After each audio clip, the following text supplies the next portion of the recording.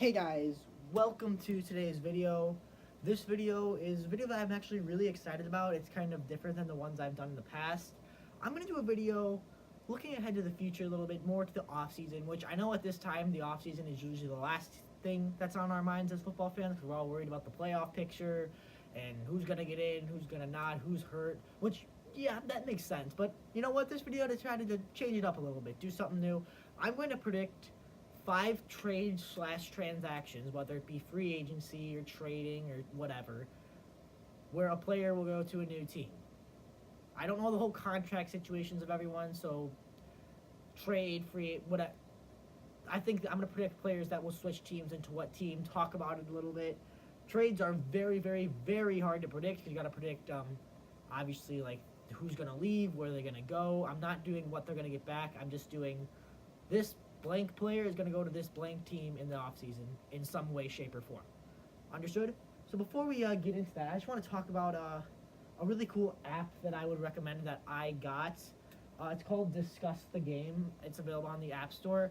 And it's an app that I really just found out a couple weeks ago, and I just found it really fun, and I think I recommend it for anyone who likes talking sports. It's not just football. You've got other professional sports. I think they have college basketball and football, and it's really a good app if you just want to discuss sports, feedback on other opinions, create polls or sports stuff of your own. It's just really good for discussing the games, hence the name of the app.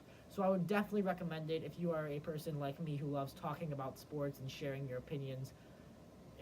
It's a really good app, and what I'm gonna start doing on my channel is I'm gonna I already created an account.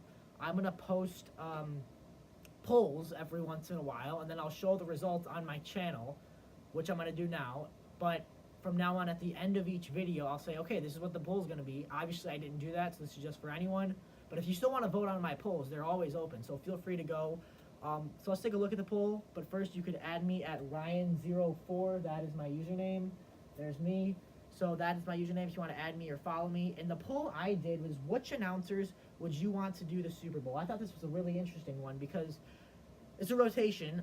This year it's CBS who's doing the Super Bowl, so Jim Nantz and Tony Romo will be doing the Super Bowl. Tony Romo is finally going to make it to the Super Bowl in the booth. So I just decided, well, since that's coming up, Super Bowl in a couple months, what do you guys think? And I put it out and I said, who would you want to broadcast the Super Bowl? These are the results. Nearly half of the people wanted Jim Nantz and Tony Romo, and they'll get their wish as they'll be down there in Atlanta February 3rd. 28% saying Joe Buck and Troy Aikman, the Fox crew, and the other 21% said Al Michaels and Chris Collinsworth for NBC. 3% saying other. Got over 200 votes. So this poll was really well. So I'm going to definitely be doing more stuff like this because I really think it's a good way to get this related to my video. And again, I'm really a really big proponent of this app. I totally recommend it. So this was just my poll for who would you guys want to announce the Super Bowl if it was up to you.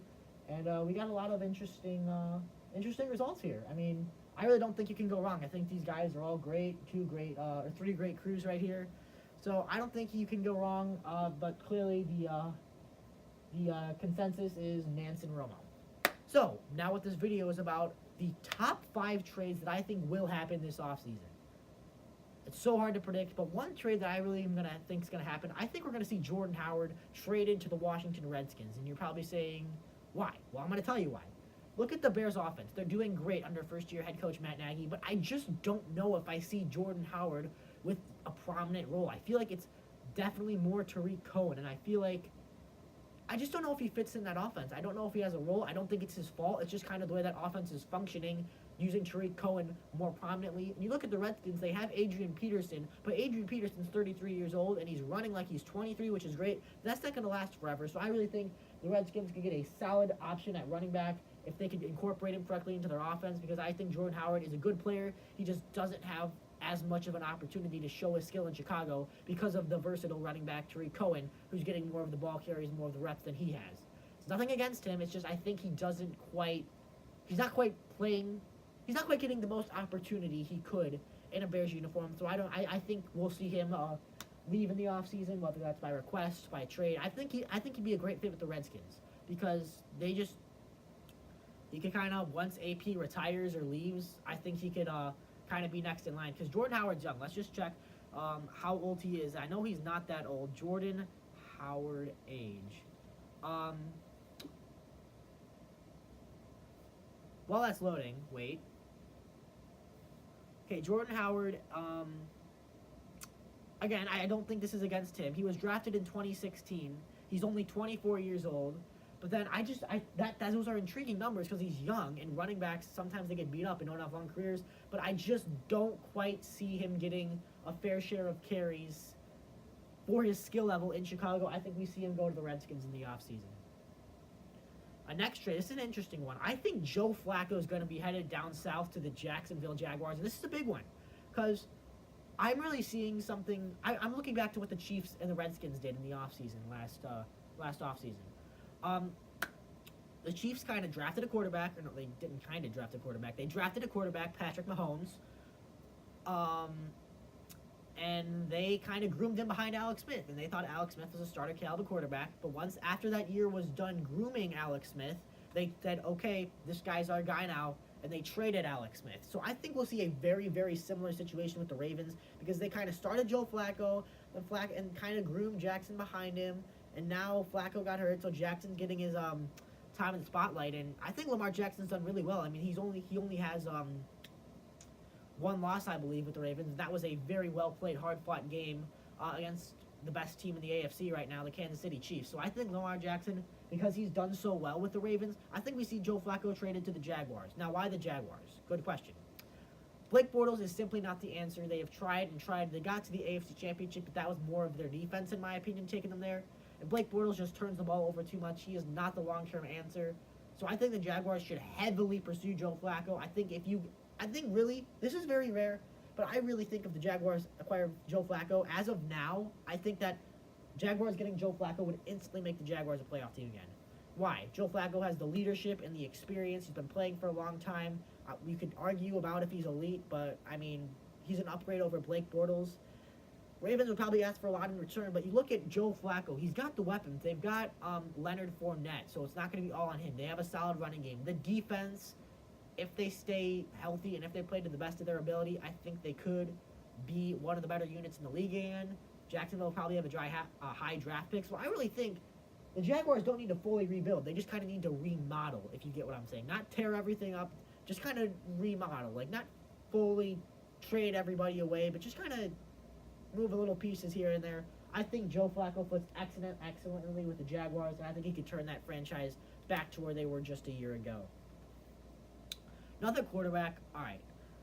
Nick Foles is an incredible story. He really is. It's so inspiring. I mean, he thought about, like, retiring at one point, decides to give it one more shot, and ends up taking his team to the Super Bowl, winning the MVP in that game, beating Tom Brady and the Patriots in the Super Bowl. They were doubted against unfavored underdogs in all their playoff games, but they found a way.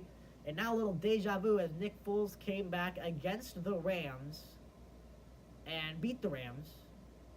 And Nick Foles last year came back against the Rams because that's the game Wentz got hurt. Wentz got hurt against the Rams last year, and then Foles came in and finished it out.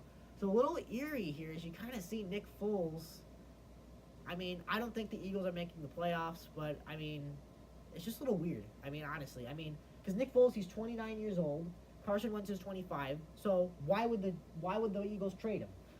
You can't have two starting quarterbacks on your roster because then you're just being unfair to one guy. And then if one guy does something bad or costs you a game, you always have that eternal question: what if the other guy was in? I think this is a good trade because I think, although it's going to be heartbreaking for what he did for that city and finally got them their first Super Bowl, I just think it's also a business. And I really feel like after this year, Nick Foles will say, okay, I've had fun here, but I really want to try and pursue a starting job. And I think the Broncos are a good fit because I don't think if I'm Denver, I'm not satisfied with being 6-8. And Case Keenum, I heard some NFL analysts talk about this. He's not enough risk taker. He needs to take more risks. I mean, I know his top two, Demaryius Thomas was traded, Emmanuel Sanders out for the year. But I really think Nick Foles clearly can make the guys around him better. So you get Nick Foles with those two rookie receivers and Sanders. I just don't know if Case Keenum's the long-term answer for Denver at quarterback because I just don't think this season has gone as planned. So I really think we're going to see Nick Foles leave Philadelphia. And I think it's not going to be, let me get out of here. I think it's going to be, I've had fun here, but I'm going to go pursue a starting job now. I mean, the guy's only 29, and Carson Wentz is still a good quarterback. I mean, they kind of both played their role last year, Wentz and Foles, in taking the Eagles to the Super Bowl and winning it. So, I just think, I don't know if I'm Denver, I'm not satisfied with Case Keenum's play, and I'm not satisfied with a 6-4 or 6-8, record. So I'm going to go out and be aggressive and say, okay, I want Nick Foles. The quarterbacks in this draft class are not as strong as they were last year. I'm going to go out and get Nick Foles. Eagles will probably ask for a decent price, but Denver will give them draft picks, and they do have enough talent if it comes to a player-for-player trade. All right, another trade. This is a really interesting one. That'd be a little ironic, but I think Jesse James is going to get traded to the New England Patriots because the Steelers have Vance McDonald, and he's been doing great things for them. And not that Jesse James hasn't, but I looked at the stats. McDonald has like 15 or 16 more receptions than James and a decent amount more yards. So I just think, why the Patriots? Because Rob Gronkowski, I mean, he's a great tight end. Safety, not so much, but he's a great tight end. And the question with him is, can he stay healthy? I mean, seems like almost every year, it's not his fault, but it seems like almost every year he's hurt. And sooner or later, that's going to take a toll on him to where you don't know how long he can last. I mean, after the Super Bowl last year, there was rumors that he could retire. But, I mean, also after the Super Bowl last year, there were rumors he'd get traded to Detroit. So maybe those kind of went hand in hand. But, I mean, Gronk's been beat up throughout his career, so I feel like it kind of takes some pressure off Gronk and kind of give the Patriots some reassurance if Gronk does have to retire early due to injury or gets hurt. I just think he'd be a solid asset. Maybe the Patriots want to do more of a two tight end offense at times. I think Jesse James could block, he could catch. And I say this is ironic because, a year ago yesterday, on December 17th of 2017, was the famous Jesse James Patriots game in the regular season that was crucial to the AFC playoff picture. Did Jesse James catch it for the touchdown that would have been the game winner? It was ruled a touchdown initially. They overturned it and said incomplete. I hope you know what game I'm talking about. The game the Patriots beat the Steelers December 17, 2017. That was a thrilling game to watch, and I heard Jim Nantz and Tony Romo talking about it. If that game happens now, this season, that Jesse James catch is ruled a catch. But irony aside, I think this is a good move for both teams. The Patriots certainly have the talent to give back to Pittsburgh. All right, our last trade. This is an interesting one. I mean, these all are, but Devontae Parker to the Oakland Raiders. Okay, if I'm Oakland, I think Oakland is a little angry because I feel like they did not expect to be 3-11. I thought they were going to be a playoff team. I didn't think they'd have to trade Khalil Mack or Amari Cooper. They're going to have 2 or 3 first-round draft picks. They're going to have a lot of draft picks. I mean, right now there's all the memes going around. John Gruden's trading this for draft picks. John Gruden wants draft picks for Christmas. Which, we're laughing now, but when we get to draft day, we're going to be like, what, the Raiders could get Nick Bosa and this guy, or Ed Oliver and this guy, or all 3 of these. We're not going to be laughing come April. So, I think the Raiders, they're angry, because I feel like,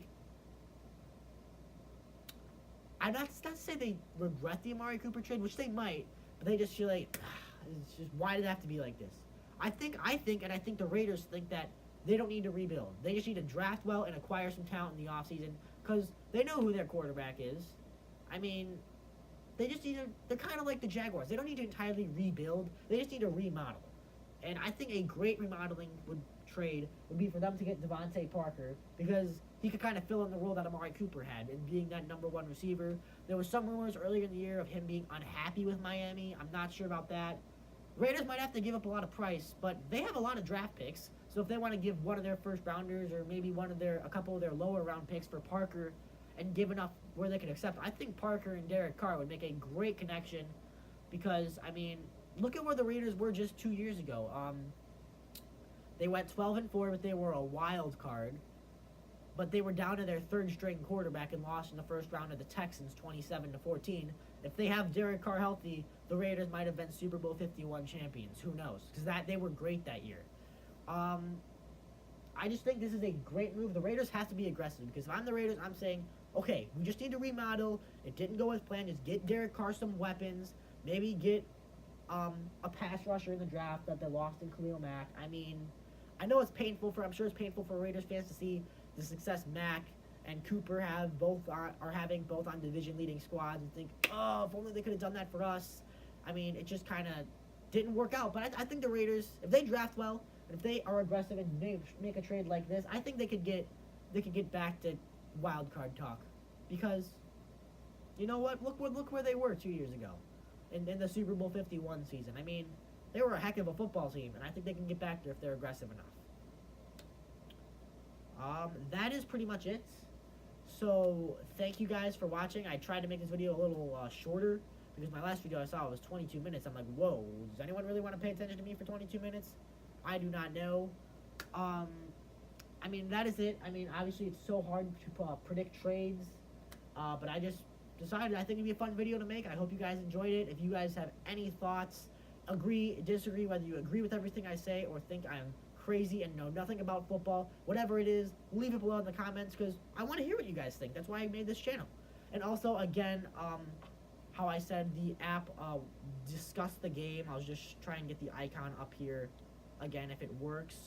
I think it's a super good app, and I'm going to post a poll on there. I don't know if it'll ever load again because my TV is really inconsistent.